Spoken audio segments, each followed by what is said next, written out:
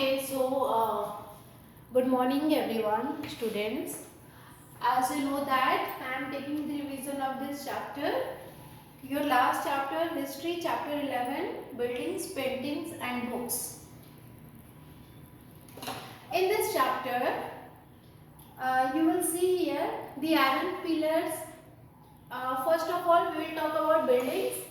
Buildings में देखोगे iron pillar on pillar, iron pillar on pillar, ये तो गलत लिखा है। आयरन पिलर कहाँ पे? मेहरौली, दिल्ली के बारे में, है ना।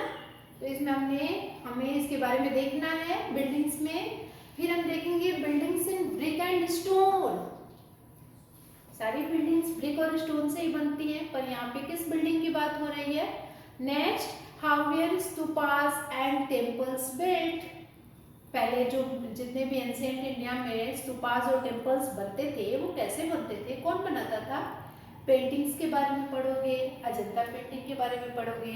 The world of books, books में हम लोग कौन कौन सी बुक पढ़ेंगे ये भी हम लोग पढ़ चुके हैं, अभी हम लोग रिविजन भी करेंगे। And recording and preserving old stories, ancient India की जो हिस्ट्री है वो कैसे लिखी गई है, ओल्ड स्टोरीज को रिकॉर्ड करके, प्रिजर्व करके। तो हम लोग देखेंगे कौन कौन सी स्टोरीज को हमने लिखा है। ऑर्डिनरी पीपल, जो नॉर्मल लोग हैं वो कौन सी कहानियां कहते थे पहले। And writing books on science, science पर भी एंशिएंट इंडिया में बुक्स लिखी गई हैं। तो इन सब के बारे में हम लोग एक बार रिविजन कर लेते हैं फटाफट। तो देखो, जब हम आयरन पिलर मेहरौली की बात करते हैं students, am I audible to you? Yes और नो? Yes ma'am. ओके, तो जब हम दिल्ली के मेहरौली में जो आयरन पिलर लंबा सा खड़ा है उसकी हाइट कितनी है? 7.2 मीटर, है ना। उसको किसने बनाया था? हमारे इंडियन क्राफ्ट पर्सन्स ने इस बिल्डिंग को बनाया था, इस पिलर को बनाया था। इस पिलर की, ये पिलर कब बना था? 1500 years ago.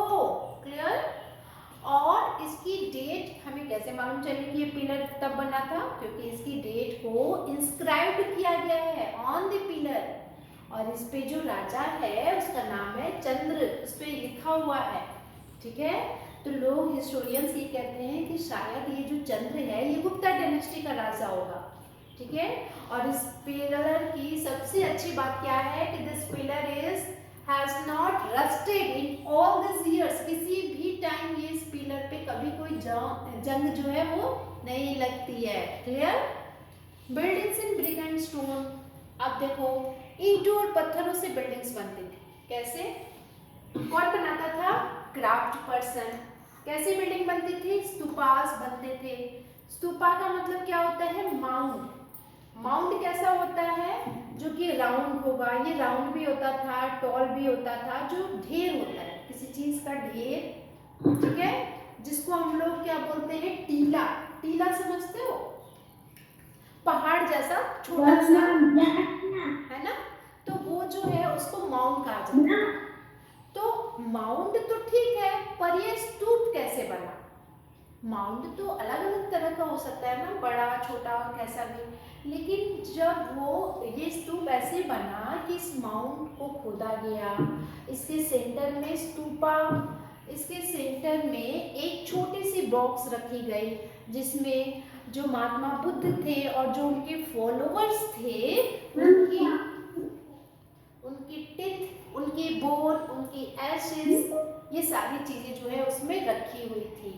Precious stones, coins, तो ये सब चीजें माउंट्स के बीच में रखी गई थी और फिर उसको स्तूपा के रूप में बनाया गया था।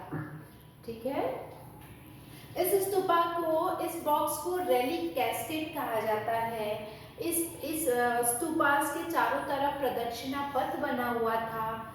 वो प्रदक्षिणा पथ उसके चारों तरफ परिक्रमा करते हैं। आप मंदिर के चारों तरफ परिक्रमा करते हो ना, उसकी रेलिंग्स को पकड़ करके, वैसे ही स्तूपास के चारों तरफ। आपने बताया कि मैं उसके अंदर मैं बात में प्रश्न थे, मैं अगर इसको तोड़ूंगी स्तूपा को, तो मैं उसके अंदर होगा क्या वो? Yes, you will get the remains of Buddha's teeth, bone and ashes. You will get there. If you you if the historians, मान लो कि हम जाके उस स्तूप को तोड़ते हैं तो हमें बीच में वो बॉक्स मिलेगी, ठीक है, जिसको रेलिक कैस्केड भी कहा जाता है, ठीक है ना। चलो अब आगे आ जाओ, आगे बढ़ो। अब देखो during this period some of the earliest Hindu temples भी बने थे, वो तो स्तूपा था। हिंदू टेम्पल्स में विष्णु, शिवा और दुर्गा की पूजा होती थी, तो इन देवताओं के इनके टेम्पल्स बने होते थे। टेम्पल कैसे बने होते थे, तो टेम्पल के बीच में बीच वाला जो रूम होता था उसको गर्भगृह कहा जाता था। गर्भगृह का मतलब the place where the chief deity was placed, वो जगह जहाँ पे मेन भगवान को रखा जाता था, वो गर्भगृह कहलाता था। भीतरगांव ये एक एग्जाम्पल है, भीतरगांव का जो टेम्पल है वो ऐसा ही एक मंदिर है। फिर एक क्वेश्चन है, how where stupas and temples built, कैसे स्तूपास और टेम्पल्स बने होते थे। तो बिल्डिंग स्तूपा एंड टेम्पल, बहुत सारे पहले किंग्स और क्वीन क्या करते थे उस पर खर्च करते, पहले वो लोग कुछ पैसे देते थे, तो फिर वहाँ पे काम शुरू होता था। गुड क्वालिटी की स्टोन वहाँ पे इकट्ठी कर ली जाती थी, ठीक है, और फिर उसको ट्रांसपोर्ट करके नए बिल्डिंग जहाँ पे बनाना होता था वहाँ पे लेके सब लोग जाते थे। फिर उस स्टोन को शेप दिया जाता था, उसको कार्व किया जाता था, पिलर्स के रूप में दीवार बनाई जाती थी, फ्लोर्स बनाई जाती थी, सीलिंग्स बनाई जाती थी, और फिर इस तरह से स्तूपास और टेम्पल्स बनते थे, जिसमें मर्चेंट्स, फार्मर, गार्लैंड मेकर्स, इन सब लोगों का मंदिर बनाने में, स्तूपास बनाने में इम्पोर्टेंट रोल था। पेंटिंग्स की बात करोगे तो अजंता की पेंटिंग्स जो है, मैंने आपको बताया था ना कि ये एक ऐसी पेंटिंग थी जिसमें क्या मालूम चलता है कि लोग टॉर्च जला के टॉर्च की रोशनी में इस पेंटिंग को किए हुए हैं। Where is Ajanta? It is in Madhya Pradesh. It's a place where several caves were hollowed out of, ठीक है, गुफाओं को खोद करके अंधेरी गुफाओं में टॉर्च से पेंटिंग की जाती थी। ये पेंटिंग किसकी बनी होती थी, तो जो बौद्धिस्ट मॉन्क्स होते थे उनकी मोनास्ट्रीज, इन गुफाओं में जा करके वो बौद्धिस्ट मॉन्क्स जो हैं वो क्या करते थे, मेडिटेशन किया करते थे, वो रेनी सीजन में अपना टाइम स्पेंड किया करते थे। बुक्स के बारे में क्या पढ़े हो, कौन कौन से बुक्स, एपिक्स के बारे में पढ़ा होगा। ये एपिक क्या है, एपिक जो है एक पुराण है, महाकाव्य है, जिसमें गॉड्स की पुरानी स्टोरीज लिखी हुई हैं। एक तमिलनाडु में एक एपिक है जो बहुत फेमस था, उसका नाम था शिल्पदिकारम, नोट कर लो, ये तमिल लैंग्वेज की एपिक है। इसको 1800 ईयर्स अगो लिखा गया है, इलंगो ने लिखा है, ठीक है। अब नेक्स्ट आ जाओ और मुझसे हाँ बोलो बेटा।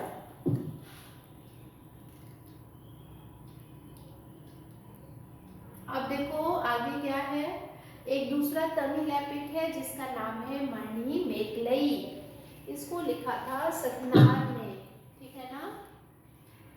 फिर ओल्ड स्टोरीज को, जो हमारी ओल्ड स्टोरीज थी, जैसे एपिक हो गया, पुराण हो गया।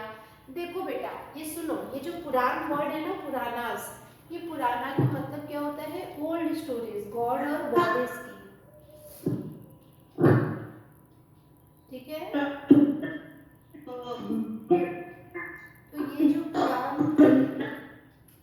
ये जो पुराण थे ये संस्कृत में लिखे जाते थे, इसमें वुमेन और शूद्र इसको नहीं पढ़ सकते थे, है ना। तो ये सारी बातें हैं, महाभारत, रामायणा, ये सब हमारे संस्कृत के दो बड़े एपिक हैं। ऑर्डिनरी पीपल कौन सी स्टोरी सुनाते थे, पंचतंत्र की कहानी। ये पंचतंत्र क्या है, हाँ, Panchatantra were written in several, translated in several language. आज थोड़ी मेरी हेल्थ डाउन है बेटा, तो थोड़ा सा मुझे हेल्प करो, सपोर्ट करो, ठीक है, आवाज़ ना करो। और लास्ट हमारा जो टॉपिक है वो है writing books on science. Science पर बुक लिखी गई है। आर्यभट्ट जो थे उन्होंने एक बुक लिखी थी आर्यभट्टियम, जिसमें उन्होंने बताया है कि दिन और रात क्यों होते हैं, day and night where caused by the rotation of the earth. वो सब आर्यभट्ट ने बता दिया था पहले ही। ये पटना के रहने वाले थे और ही डेवलप्ड, और उसमें उन्होंने बहुत कुछ बताया, सर्कल का सरकमफ्रेंस कैसे निकालते हैं। ठीक है, तो ये था आपका ओल्ड पेंटिंग्स एंड बुक्स के नोट्स। ठीक है, अब आप बताइए आपको क्या प्रॉब्लम है।